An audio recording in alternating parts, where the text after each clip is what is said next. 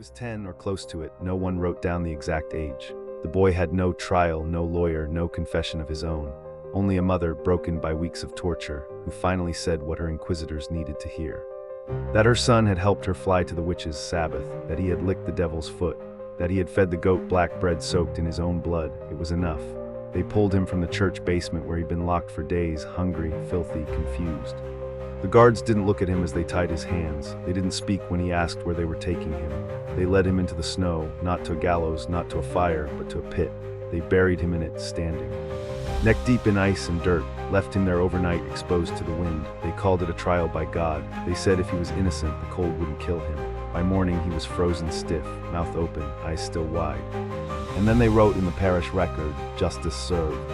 When people think of witch trials, they picture screaming women in bonnets. They remember Salem. They imagine fire. What they rarely picture is the child. Too small to run, too afraid to speak. Accused of flying, of cursing cows, of stealing bread in the name of Satan. They don't remember that entire villages turned on children. That some towns dug special jails just for them.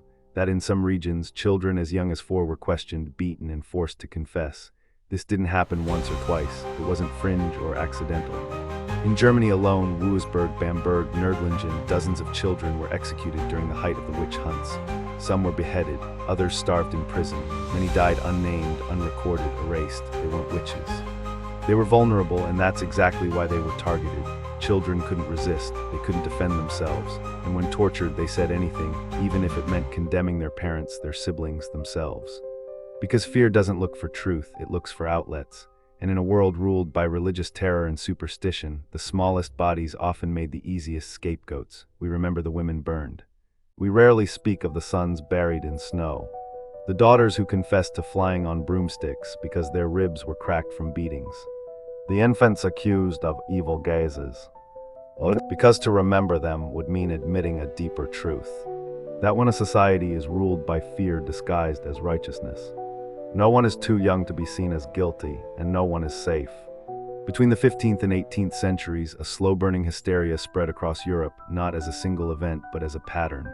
It began in whispers: a sick cow, a child who wouldn't wake, bread that molded too quickly. Then came the looks, sideways, suspicious, and then came the accusations.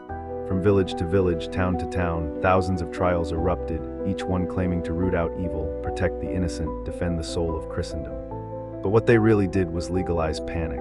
In Germany alone, the epicenter of the European witch hunts, over 40,000 people were executed between 1500 and 1700. In small regions like Wurzburg and Bamberg, entire communities were consumed. Priests, mayors, bakers, widows, and yes, children. The church didn't invent witch hunts, but it gave them structure. The Malleus Maleficarum, or the Hammer of Witches, published in 1487, turned vague suspicions into systematic persecution. It declared that witches were real, that they were women, that they were dangerous. And worst of all, that children could be corrupted too. It was a guidebook, a legal manual, a theological weapon, and it spread like wildfire, but not every execution ended in flames. In Scotland, witches were strangled, then burned post-mortem, a mercy, they said. In Switzerland, they were drowned in lakes. In France, beheaded. In parts of Eastern Europe, children were locked in cells and simply left to die. There was no single method, no single court, just fear moving through the population like a plague, and the numbers are staggering. Some historians estimate over 80,000 people were executed for witchcraft during this era. 3/4 of them were women, but a growing number were underage. Many of these children never saw a real trial. They were interrogated in homes, basements, churches. Some were used as witnesses against others, then executed themselves for knowing too much. Others were accused for playing strange games, for sleepwalking, for speaking to animals. Because once the machinery of accusation was set in motion, anything could be proof. A dream, a birthmark, a tantrum, a child's imagination became a death sentence. This wasn't about religion or law or truth, it was about control. A society gripped by fear, looking for an enemy it could see and punish. And when no one fit the mold, they made smaller molds, just big enough to fit a child. At first, they were brought in to talk, not as accused, but as tools. Did you see your mother go out at night? Did she whisper to the dog? Did she teach you strange words when the candles were lit?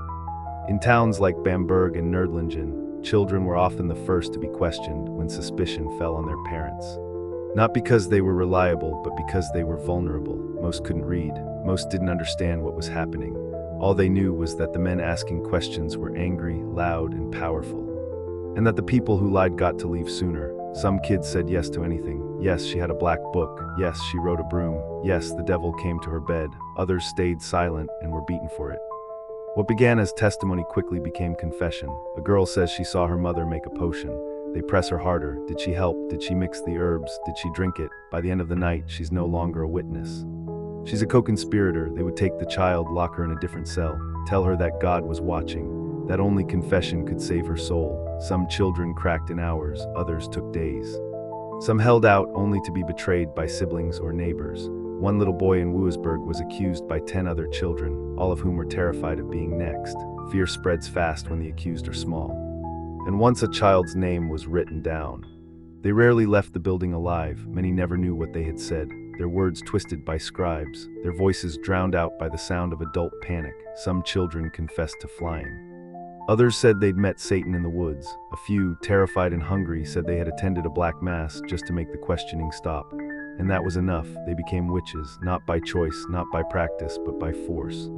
The most tragic part, most of them never understood why they were there. They knew they were cold. They knew they missed their mothers. They knew they were being punished. But for what? For being scared, for saying the wrong thing, for surviving when others did. By the time their names made it to court, they were already lost. Torture wasn't reserved for adults. In the dim cellars of Bamberg, Trier, and Lindheim, children were strapped to the same benches, questioned under the same candlelight, and punished with the same brutality as grown women accused of witchcraft. They were told they were lying. They were told the devil lived inside them. They were told the only way to save their souls was to tell the truth. And when they said, they didn't know what the adults meant. The screws tightened. Some were beaten with rods. Others were locked in isolation for days without food or water. Some were burned on the soles of their feet, or forced to sit on hot coals until their skin split and bubbled. A child in Ellwangen was held in stocks for 2 days until he said he had seen the devil in the form of a black dog. Another, just 7, was flogged until he cried out that he had flown to a mountaintop and drunk goat's blood. They didn't even know what they were saying. The adults wrote it down anyway. Confession under torture wasn't just accepted, it was expected. It was part of the process. In some towns, a confession was the only way to avoid harsher punishment.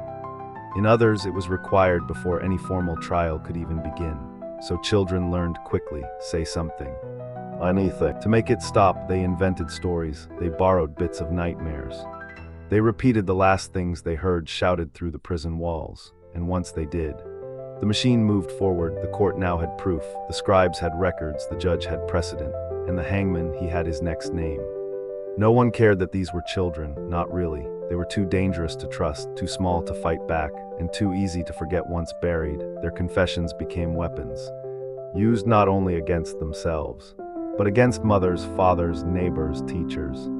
A single child's word, extracted in agony, could send a dozen people to their deaths, and once they had served their purpose, the child would often be executed too, to seal the truth, to protect the community, or to finish the work of God. This wasn't justice, it was ritualized cruelty, a form of violence so deep, so sanctioned, so holy, that even the screams of children were called evidence, and the silence that followed. They called it peace. In most cases, history forgets the names of children, but not in Wuisburg, not in Bamberg. There, the court scribes wrote everything down, not out of mercy, but out of pride. They wanted future generations to see how thoroughly they had cleansed their towns, and in doing so, they left behind a paper trail of horror. Between 1626 and 1631, over 900 people were executed for witchcraft in Wuisburg alone. Among them were at least 40 children. The youngest recorded, a boy of 7. He was beheaded after confessing under torture that he had flown to a witch's Sabbath on a black pig. Another child, a girl of 9, said her grandmother had taught her to speak with cats. She was burned alive 3 days later. These aren't rumors, they're entries in legal books, Latin names, execution dates. List of items confiscated from witch households. One file includes a note that 4 schoolboys were taken in the night for further questioning. None of them ever returned to class. In Bamberg, the numbers were just as grim. Children were rounded up in groups. Some were imprisoned in what was known as the Witch Tower. Others were taken straight from their homes, pulled from their beds in the middle of the night. One 13-year-old girl named Eva was accused of turning milk sour and making a neighbor's baby cry. Under pressure, she said she had signed a pact with the devil. She couldn't read. She didn't even know what pact meant. She was hanged 2 weeks later. No family came to claim her body. In some towns, children were executed in front of crowds as public warnings. In others, they were killed quietly at dawn before the bells rang for mass. But whether loud or hidden, the message was clear. No one was too young to be guilty.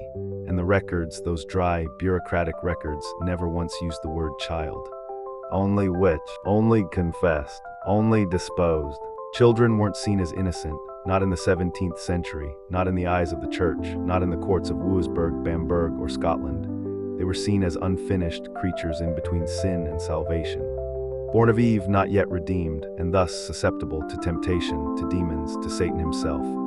Theologians of the time wrote that children were blank slates, which meant that any mark, any dream, any strange word they uttered could be interpreted as corruption. If a child talked to animals, they might be speaking in devilish tongues. If they played alone in the woods, they might be practicing dark rituals. If they cried too much or not enough. Someone whispered, "She's bewitched." It didn't help that children were unpredictable. They said strange things. They asked questions at the wrong time. They disobeyed. They lied. And in a world that feared disorder, children became threats. Not because of what they did, but because of what adults imagined they might be capable of. There was also something more practical, something crueler. Children were useful. They could be used as witnesses. They could be forced to accuse others. They could be shaped with enough hunger, enough beatings, into saying whatever the court needed to hear. And when they stopped being useful, they could be disposed of, quietly, righteously, in the name of purity. It's easy to assume this was about superstition, about religion gone too far, but look closer, it was about control. About enforcing a social order, about making an example. Killing a grown woman made the town tremble. Killing a child made it obey, because if even the smallest among them could be accused, then no one was safe. And in that fear, order was restored. The first accusation was always the hardest, but once it landed, once anyone was named, the rest came easily. One child confesses under torture. He names 3 others. Those 3 are brought in beaten, starved, and one of them names 5 more. By the end of the week, the entire schoolyard has been arrested. This was not accidental. This was the design. In the town of Salem, the one Americans remember, it was children who lit the match. But in Europe, the fire was bigger, older, and far more deliberate. In Wurzburg, town elders encouraged children to speak. They called them blessed instruments of God. They sat them in courtrooms and rewarded them for naming witches. Some kids enjoyed the attention. They had never been listened to before. Now, grown men lined in when they spoke. They were told they were brave, holy. Others were simply terrified. They named names not to feel powerful, but to avoid being the next to scream. Parents understood quickly. If your child was accused, you had 2 choices. Deny it and risk execution together, or confirm it and hope to save yourself. So they said what the court wanted. She always had strange dreams. He talked to himself at night. She must have inherited it from my wife's side. Entire families split under the weight of survival, and once the fear took root, it grew everywhere. Neighbors turned on neighbors, teachers turned on students. Children turned on parents, and parents turned on their own sons and daughters, hoping that by offering them up, they could protect what was left. And through it all, the courts kept records, the scribes kept writing, the gallows kept swinging. Not because people believed in magic, but because they had found a rhythm, a machine. 1 name led to 10, 10 led to 100, and each confession, each corpse, each child torn from their bed was proof that the system was working. The more people died, the more the community felt purified, safer, righteous, and the fewer questions anyone dared to ask. It wasn't justice, it was momentum. A self-feeding cycle of fear where speaking out made you guilty, and staying silent made you next. Because in that world, the only thing more dangerous than a witch was someone who refused to believe in them. Not every child accused of witchcraft was executed. Some were kept alive, not out of mercy, but out of convenience. In towns like Trier, Lindheim, and Rothenburg, authorities built holding spaces specifically for tainted children. Cold, damp chambers beneath churches, unused corners of convents, abandoned barns turned into isolation pens. There they waited not for trial, not for release, but for the community to decide whether they were worth saving or worth forgetting. Many weren't fed, or if they were, it was bread so hard it cut the mouth. Water was rationed. Blankets were refused. They slept on straw already soaked in the piss of the child who died before them. And worse than the hunger was the silence. No one spoke to them, not even the guards. They were told they were cursed. that even being near them could infect others. Some were locked for weeks without hearing their own names again. One girl in Wurzburg, only 8, scratched her name into the wall with her fingernails. By the time her cell was opened, she was catatonic, still breathing, but no longer blinking. They called it divine punishment. The priest wrote, "She has seen the devil's face. Her mind is gone." What he didn't write was that her food had run out 4 days earlier. Others were released, if you can call it that, marked, branded, sometimes with hot iron, sometimes only with whispers. They were never allowed back into school. No one would hire them. They were forbidden to enter churches. Children in the village were told, "Don't speak to her. The devil once lived inside." Some parents took their children far away, changed their names, pretended nothing had happened. Others left them behind, out of fear, out of shame, out of a belief that maybe the devil really had touched them. And so the children stayed, in the same towns where they'd been accused, walking past the same windows where they had been pointed at, sitting in silence while their friends crossed the street to avoid them. Alive but broken, the lucky ones died young, the rest carried it for decades, alone, unnamed, unforgiven. Because long after the trials ended, long after the gallows were dismantled and the witch hunters buried, the curse never left the child. It lived in every glance, every door that didn't open, every church pew left empty beside them. They weren't witches, they were reminders of what fear does when people confuse superstition with justice. And no one likes to remember that. The silence is not accidental. It's not because the stories were lost. It's because the truth is too hard to carry. We like to imagine that history has villains and heroes. We want the witch hunters to be monsters, the accused to be wise women, the townsfolk to be either brainwashed or brave. But where do children fit in that story? What do you call a society that puts a noose around a 10-year-old's neck and calls it justice? What do you say about a father who testifies against his daughter to save himself? We don't talk about the children because they ruin the story, because their deaths weren't dramatic. They weren't powerful figures resisting oppression.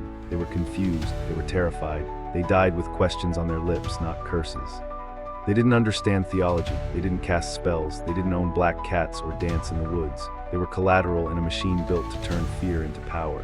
And there's another reason we forget them, because they survived, some of them. And survivors are inconvenient. They grow up, they carry the weight, they remember things no one wants to hear.